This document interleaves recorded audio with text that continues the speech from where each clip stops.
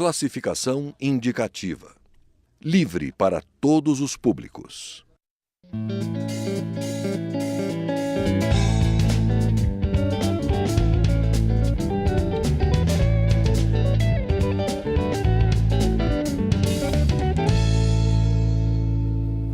Olá!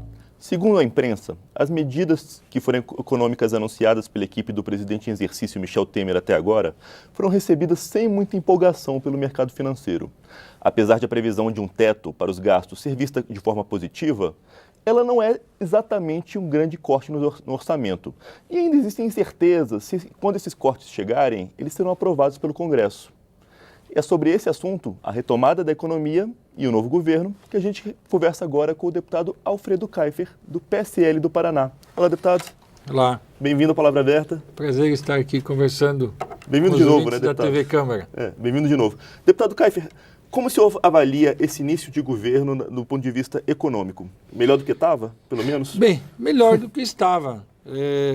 Nós vivemos a pior crise da história da República, desde que ela existe, nunca antes, até parafraseando uma palavra que foi dito muito e repetido, nunca antes na história desse país se viveu um drama econômico deste tamanho, onde 11 milhões de brasileiros estão à margem do emprego, onde a inflação persiste em não cair, onde nós temos juros estratosféricos, uma arrecadação tributária altíssima que mesmo assim não foi suficiente para cobrir os gastos do governo, porque houve o desequilíbrio, a economia caiu, então não adianta você ter uma carga tributária alta, né, quando mais sobre menos quando acaba você gasta sendo mais ainda. E mais sobre menos, ele sempre dá menos. Então é o que aconteceu. E não se praticou golpe como os que estão adeptos ao governo dizem. Houve um ato constitucional perfeito, que é o impedimento, aprovado na admissibilidade na Câmara e referendado pelo Senado. Então, existe hoje um presidente em exercício, Michel Temer, que está começando a tentar arrumar a casa. E é evidente que depois de uma tormenta, de um tumulto grande como nós estamos vivendo, não é tão fácil você conseguir consertar as coisas rapidamente. Qualquer gráfico em toda a atividade, dificilmente você tem ele numa queda e você tem o reflexo dele num V de imediato. Você tem sempre um gráfico na linha horizontal por algum tempo, até que ele possa reagir e dar o seu efeito. Então, hoje, eu penso que a tarefa da atual administração da equipe econômica é estabilizar a economia para ela não piorar mais ainda. E ir para a realidade. Não adianta você querer esconder a sujeira debaixo do tapete, né? Tapar o sol com a peneira. E a primeira coisa que foi feita é mostrar com clareza qual é o déficit primário que nós temos. Não são os 96 bilhões, que, aliás, alguns meses antes eram positivos. Esse valor mudava muito, né? Gerava incerteza, inclusive. Né? A contabilidade criativa que o governo anterior tinha era exuberante, mas apenas mascarada e camuflada. Então, nós temos que ir para a realidade. Isso é um déficit primário de 170 bilhões de reais. E somado isso, eu quero alertar, coisa que às vezes não se fala, nós temos que falar no déficit nominal, porque este déficit de 170 bilhões é o negativo que nós temos no orçamento antes do pagamento dos juros. Nós temos que somar a isso um papagaio que nós estamos rolando. Papagaio, antigamente a gente chamava o empréstimo que se fazia no banco, e quando você não tinha dinheiro para pagar, você ia lá, renovava ele e rolava ele. Nós estamos rolando há muito tempo uma dívida que hoje atinge a 3,3 trilhões de reais e que consome quase 500 bilhões de juros por ano e que nós não estamos pagando, mas que em algum momento esse copo vai encher e a última gota vai vazar e o Brasil vai ficar inadimplente. Então, eu penso que primeira tarefa equilibrar o déficit primário, que são esses 170 bilhões. Qual é a forma? Mais arrecadação? Sim, mas ficou muito claro que não cabe mais aumento de imposto na caixinha. Você tem que aumentar a arrecadação pela volta do desenvolvimento econômico. O país voltando a crescer, as fábricas voltar a produzir mais, as lojas começar a faturar mais e você aumentar a arrecadação pela movimentação atual existente. Somado a isso, o que nós podemos fazer? Vender alguns ativos. Tá? Nós temos que sair da camuflagem que nós tivemos, uma privatização, eu chamava isso de privatização socialista. Explica pra gente, deputado, o que Quando seria você quer vender um ativo, mas você não abre mão do controle dele, como foi o caso dos aeroportos. Nós vendemos 49%, o governo ainda teve que vir com a capitalização para a reforma e ampliação deles. Tá? Então, uma parte ficou com a iniciativa privada e uma parte continuou sendo necessidade de injeção de capital por parte do governo. Tem que privatizar de vez.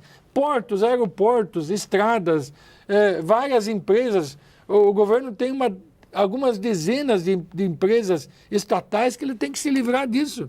E eu ouso dizer que a gente tem que encarar com realidade daqui a pouco alguma coisa mais forte.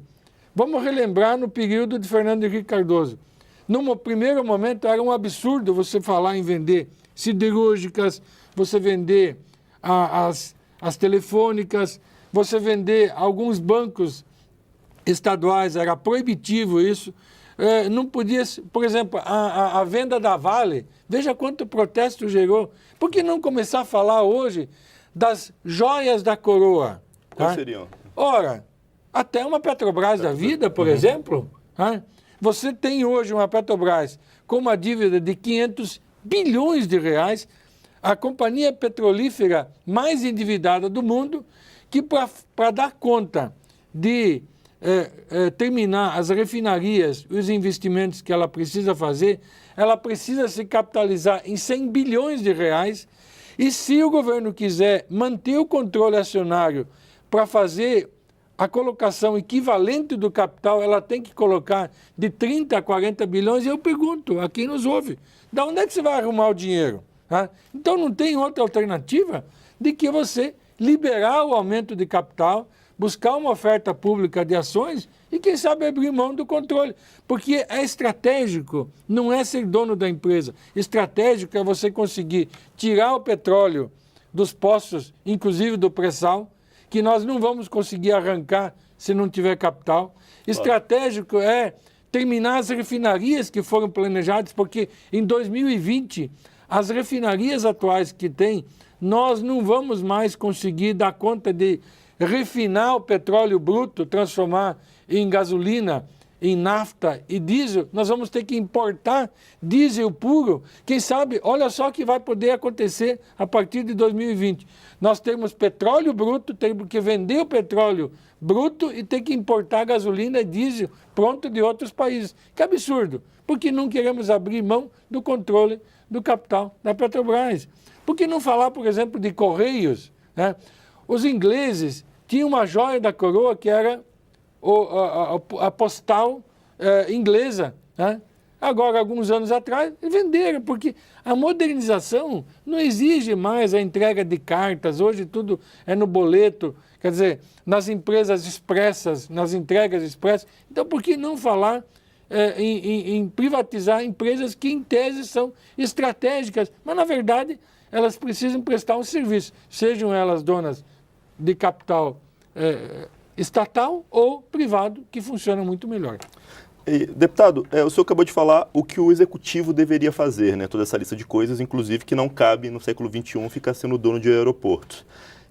Como o Congresso pode ajudar? Porque, perante parte da opinião pública, o Congresso tem sido um vilão também contra a retomada do crescimento. O senhor discorda disso? Ou não? Eu concordo em parte, sim, que o próprio Congresso foi conivente com a votação de algumas medidas que acabaram por extrapolar o déficit orçamentário existente.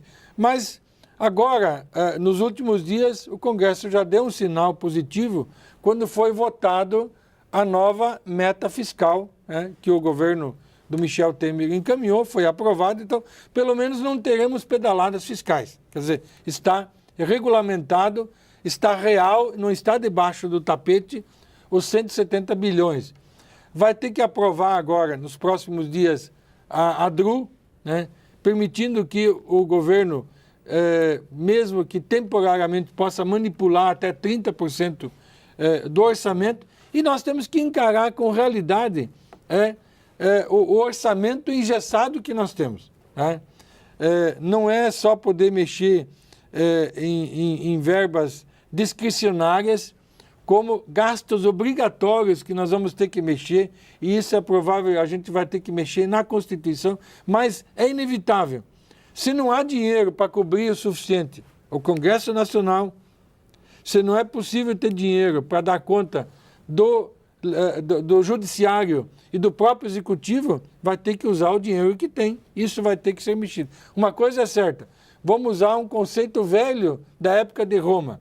Não adianta gastar mais no orçamento do que entra. Esta é a regra que tem que ser estabelecida. Obrigado, deputado Pedro Kaiffer. Nosso tempo acabou, mas a mensagem no fundo é isso, né? Qualquer pessoa em casa sabe, você não pode gastar mais do que você ganha. Né? E é o que nós temos que fazer na República. Exatamente. Obrigado, deputado. Eu sou Juliano Pires e este é o Palavra Aberta. Você pode conferir esta e outras edições do programa no site câmara.leg.br/palavra aberta. A gente fica por aqui. Até mais.